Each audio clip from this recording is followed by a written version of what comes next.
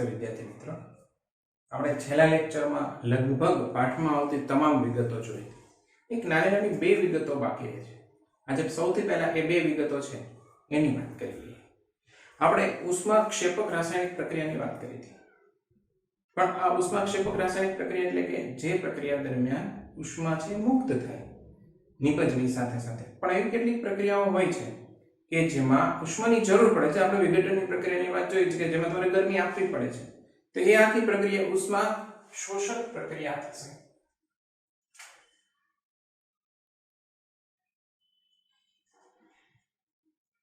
તો આમ જે રાસાયણિક પ્રક્રિયા દરમિયાન ઉષ્માનું શોષણ થાય એટલે ઉષ્મા આપવી પડે તેવી રાસાયણિક પ્રક્રિયાને ઉષ્મા શોષક પ્રક્રિયા તરીકે ઓળખવામાં આવે છે. હવે આ જે ઉષ્મા શોષક પ્રક્રિયાનું ઉદાહરણ છે, તમે એક ઉદાહરણ આપો તો પણ ચાલે. એ ઉદાહરણ આપણે વિઘટનની કોઈ પણ પ્રક્રિયાનું આપી શકીએ. ખાસ કરીને જે કેલ્શિયમ કાર્બોનેટ છે એને ગરમ કરવાથી કેલ્શિયમ ઓક્સાઇડ બને છે અને કાર્બન ડાયોક્સાઇડ વાયુ મુક્ત થાય છે. તે દરમિયાન આપણે ગરમી આપવી પડે છે.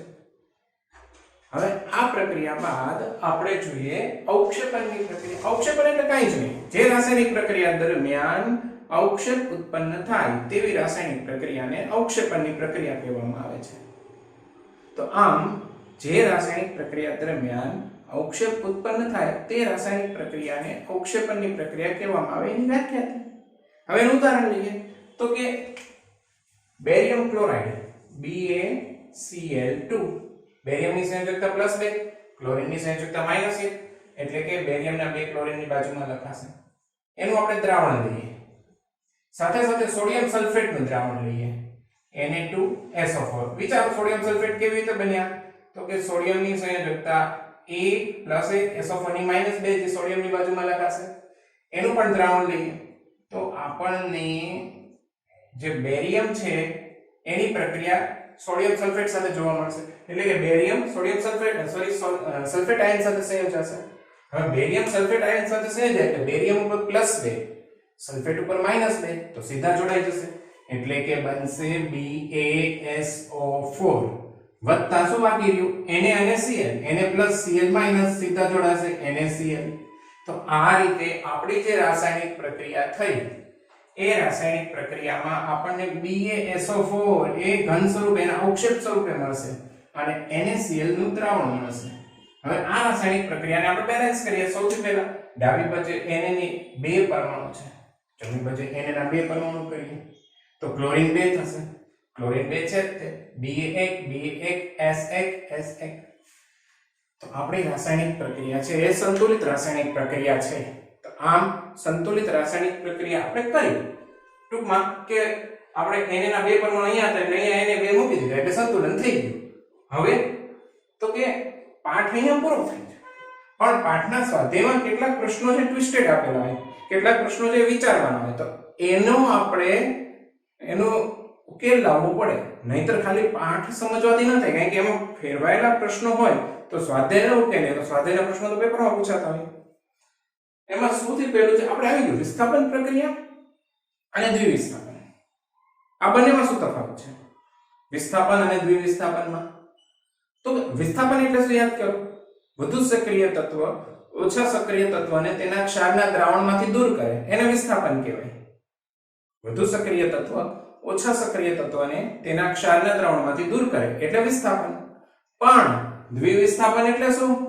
તો કે આયનોની આપલે પ્રક્રિયકો વચ્ચે, જે રાસાયણિક પ્રક્રિયામાં પ્રક્રિયકો વચ્ચે આયનોની આપલે થાય તેવી રાસાયણિક પ્રક્રિયાને દ્વિવિસ્થાપન કહેવામાં આવે છે. તો આ બે વચ્ચેનો તફાવત થઈ ગયો. પછી બેની રાસાયણિક પ્રક્રિયાને એક ઉદાહરણ આપી શકાય. કોપર સલ્ફેટના દ્રાવણમાં આપણે FeKZn નો ટુકડો મૂકીએ A અને બે આયનો છે એની આપલે થાય A. હવે બીજો એક પ્રશ્ન છે, પદાર્થ X નું દ્રાવણ છે દિવાલ ધોળવામાં વપરાય છે. યાદ કરો, દિવાલ ધોળવા માટે આપણે કયા પદાર્થનું દ્રાવણ બનાવીએ છીએ દિવાલ પર લગાડવા માટે? તો કે કેલ્શિયમ ઓક્સાઇડ. તો એનું સૂત્ર લખીએ તો શું થશે? કેલ્શિયમ ઓક્સાઇડ એટલે CaO. આ CaO નું દ્રાવણ બનાવીએ છીએ એટલે કે આપણો જવાબ આ થશે. પદાર્થ X નું દ્રાવણ દિવાલ ધોળવા માટે વપરાય. દ્રાવણ નહીં, એ પદાર્થ X કયો છે કે પદાર્થ X CaO છે. હવે આનું દ્રાવણ છે એ દિવાલ ધોળવા માટે વપરાય છે. તો આમાં એનું દ્રાવણ બનાવવા માટે એમાં પાણી ઉમેરવું પડે એટલે કે H2O જે લિક્વિડ સ્વરૂપે હોય અને એને કારણે આપણને મળે CaOH twice કેલ્શિયમ હાઇડ્રોક્સાઇડ. આ કેલ્શિયમ હાઇડ્રોક્સાઇડ છે એ ચૂનાનું નેતરિયું પાણી કહેવાય એટલે કે CaO નું દ્રાવણ કહેવાય છે દિવાલ ધોળવા માટે વપરાય છે. હવે આપણે જોઈએ બંને બાજુ પરમાણુઓ કેટલા છે. અહીંયા CA1 આ H2 છે. ઓક્સિજન એ બે છે, અહીંયા ઓક્સિજન 1 અને ઓક્સિજન 1 એટલે કે 2. મતલબ કે આપણું જે સમીકરણ છે એ રાસાયણિક રીતે સંતુલિત છે. હવે તો કે આપણે બે પ્રશ્ન પૂરા થયા. પદાર્થ X નું દ્રાવણ દિવાલ ધોળવા માટે વપરાય એ અને વિસ્થાપન અને દ્વિવિસ્થાપન છે એની વચ્ચેનો તફાવત. હવે ત્રીજો પ્રશ્ન સ્વાધ્યાય ના 14 બધા પ્રશ્નો. કસનળીમાં ભેગો થતો વાયુનો જથ્થો, એક કસનળીમાં ભેગો થતો વાયુનો જથ્થો એ બીજી કસનળી છે એની કરતા બમણો છે. તો તમે પાઠમાં આવતા પ્રયોગો ભણી ગયા. એમાં એક પ્રયોગ આપણે આવતો તો વિઘટનની પ્રક્રિયામાં પાણીનું વિદ્યુત વિભાજન અને એમાં આપણે બે કસનળી લેતા હતા. બંને કસનળીમાં એનોડ પાસે આપણને ઓક્સિજન વાયુ મળતો હતો અને કેથોડ પાસે આપણને હાઇડ્રોજન વાયુ મળતો હતો. અને હવે એવો સવાલ પણ હતો કે ભાઈ બે જે વાયુઓ છે એનું પ્રમાણ સરખું હોય છે એનો જથ્થો? તો કે ના, હાઇડ્રોજનનો જથ્થો છે એ અને ઓક્સિજનનો જથ્થો સરખો નથી હોતો. આપણે એનું સૂત્ર લખીએ એટલે ખ્યાલ આવશે. હાઇડ્રોજન એટલે કે પાણી એટલે કે H2O આપણે એમાંથી પસાર કરવાનો છે વીજ પ્રવાહ. તો વીજ પ્રવાહ પસાર કરીએ એટલે આપણને મળશે H2 અને O2. પહેલા બેલેન્સ કરીએ તો ઓક્સિજન અહીંયા 1 છે, અહીંયા 2 છે એટલે મારે અહીંયા આગળ 2 લખવા પડશે. એમ કરવાથી હાઇડ્રોજન 2 દુ 4 થશે. તો મારે હાઇડ્રોજનને 4 કરવા માટે આગળ 2 લખવા પડશે. હવે આ બેલેન્સ થઈ ગયું. તો હાઇડ્રોજનનો જથ્થો ઓક્સિજનના જથ્થા કરતા 2 ગણો મળે છે.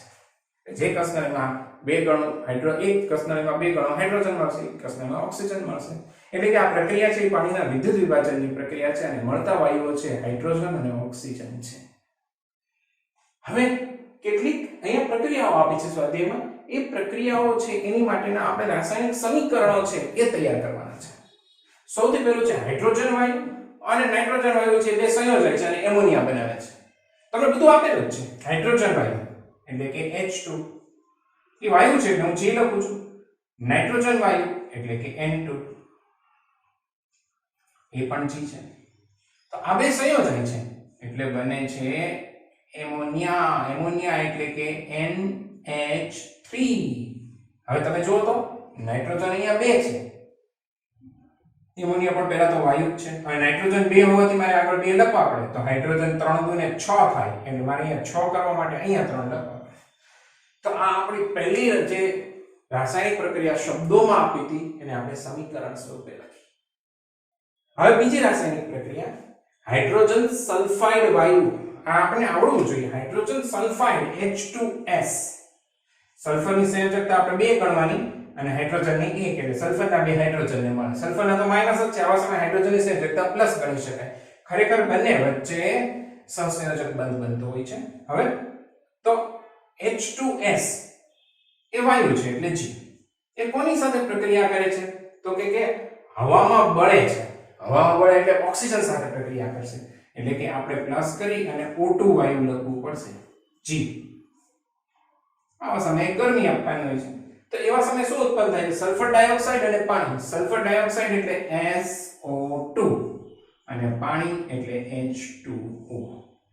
આમ હાઇડ્રોજન સલ્ફાઇડ છે એ જ્યારે હવામાં બળે છે એટલે કે ઓક્સિજન સાથે સંયોજાય છે ત્યારે સલ્ફર ડાયોક્સાઇડ વાયુ ઉત્પન્ન થાય છે અને સાથે સાથે પાણી ઉત્પન્ન થાય છે. સલ્ફર ડાયોક્સાઇડ વાયુ છે એટલે હું G લખું છું અને પાણી એટલે લિક્વિડ. હવે આપણે આને બેલેન્સ કરવું હોય તો પહેલા જોઈ લઈએ. સલ્ફર ડાબી બાજુએ 1 છે, સલ્ફર જમણી બાજુએ 1 છે. ઓક્સિજન ડાબી બાજુએ 2 છે, ઓક્સિજન જમણી બાજુએ 2 અને 3 છે. 3 માંથી પહેલા આપણે 4 બનાવીએ એટલે કે અહીંયા આગળ 2 છે તો હું અહીંયા 2 લખું છું. તો આ 2 ઓક્સિજન અને આ 2 ઓક્સિજન એટલે 4 થયા. એને કારણે હાઇડ્રોજન 4 થઈ ગયા. હાઇડ્રોજન 4 થવાને કારણે મારે અહીંયા 2 લખવા પડે. એને કારણે હાઇડ્રોજન તો 4 થાય પણ સલ્ફર 2 થઈ જાય. તો સલ્ફરને 2 કરવા માટે મારે અહીંયા પાછા સલ્ફરને 2 લખવા આપવા પડશે.